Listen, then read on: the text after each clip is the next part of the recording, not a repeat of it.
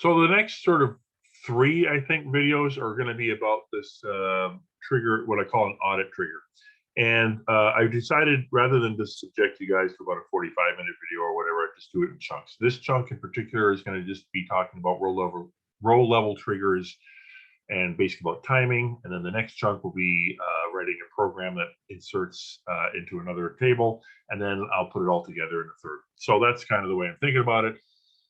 So to get this going, I'm going to create myself a table here, which I'm just going to create table stuff. Okay. And it's going to be a straight table with a column 1, which is a number, and I don't really care what's in it. I'm not even going to put a primary key. I just don't care. It's going to be basically a table called stuff.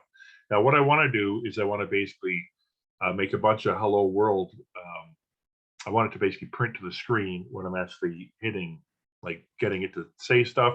I'll remind you guys that in Oracle land, whoops, when you want to do that, first of all, you want to turn on an output buffer. So set server output on, and then to print something, it's basically begin DBMS DB database management system. DBMS output is a package or a collection of related objects. The object we're going to use is put line, which is basically a procedure. And we're going to say hello world. We're going to pass in a string and close it out. And we go end.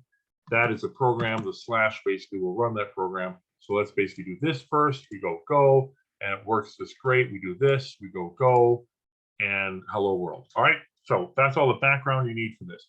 So now let's start making some triggers. I'm going to start off fresh in another worksheet. So trigger you got from the previous explorations of triggers, I would remind you it's basically create or replace. The object is a trigger. And then at this point, you give it a name. This is going to be an update statement trigger. It's going to fire before. So I'm going to go before update statement. And this is going to be basically, I'm just going to say DML for now. And then the name of the table I'm tying it to is it stuff or my stuff? I went stuff. Okay, stuff. That's just the name. I could have called it whatever I wanted. Now on line 2, get those line numbers. On line 2, this is the important stuff. When do I want this to fire off? I want it to fire off before. So before, he's still firing off wrong. Before, and then what's the event? The update is, the event is an update on, and then it's the object stuff. So before you do that, let's do this code. Copy, and we go. And this is going to be basically saying before update. You know what I'm realizing? I don't have any data in here, so I may as well go update or insert. Oh, or delete. There you go. It is DML. It's the whole thing. So before you do anything on this thing, I'm going to basically say, hey, and what I'm going to say here is before update statement. That's what I'm going to do. So plus. Let's create this thing. We go. And it compiles cleanly like a champ. Now I'm going to go insert into stuff. The first column, did I say column 1? Column 1. Did I say column 1 in here? Let's have a look. Column 1 I did. And the values are, let's say 100, just for giggles. Okay. I did say a number, right? So I left it pretty footloose and fancy free. So let's clear the output. Let's go. And notice there's bus, right? That's coming from the trigger. Now, I want to create another statement level trigger. And this statement level trigger will be an after update statement. So I'm going to go change that to an A. I'm going to change this to after. And I'm going to go in here and I'm going to change that to an A for after update statement. I've now got 2 triggers on this table. If I go and I do another insert of 100 again, and let's clear it, and let's try and get more space. And we go insert.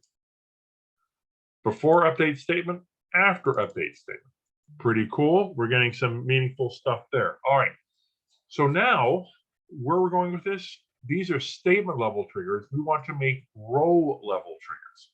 So to do a row level trigger, we basically just add another line here. It's going to be create or replace before update row, DML, before update, insert, or delete on stuff. And then here's the meat for each row. And so I'm going to change that to an R.